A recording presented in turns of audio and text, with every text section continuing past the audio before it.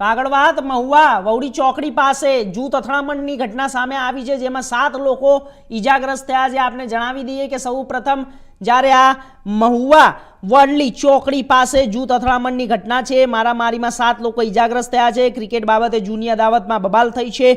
ધોકા પાઇપ અને હથિયારથી હુમલો કરવામાં આવ્યો હતો। પોલીસ ઘટના સ્થળે પહોંચીને તપાસ શરૂ કરી દેવામાં આવી છે। આપને જણાવી દઈએ સમગ્ર માહિતી વિસ્તારથી, જ્યારે ભાવનગર જિલ્લાના મહુવા તાલુકાના વડલી ચોકડી નજીક જૂની અદાવતને લઈને 2 જૂથો વચ્ચે થયેલી મારામારીમાં 7 લોકો ઈજાગ્રસ્ત બન્યા। ઘટનાને પગલે વિસ્તારમાં તંગદિલીનો માહોલ સર્જાયો હતો। મહુવાના વડલી ચોકડી નજીક બપોરના સમયે 2 જૂથો વચ્ચે અચાનક જ બબાલ સર્જાઈ હતી। પ્રાથમિક માહિતી મુજબ ક્રિકેટ રમવા જેવી સામાન્ય બાબતને લઈને જૂનું મનદુખ ચાલતું હતું અને જેને કારણે મામલો ઉગ્ર બન્યો।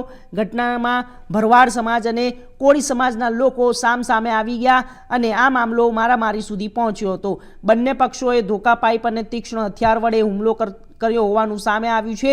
મારામારીમાં કુલ 7 લોકો ઈજાગ્રસ્ત બન્યા હતા। તમામ ઈજાગ્રસ્તોને પ્રથમવાર સારવાર માટે મહુવાની જનરલ હોસ્પિટલમાં ખસેડવામાં આવ્યા હતા। બનાવની જાણ થતાં જ તાત્કાલિક ઘટના સ્થળે પહોંચીને સમગ્ર મામલે વધુ તપાસ હાથ ધરી છે।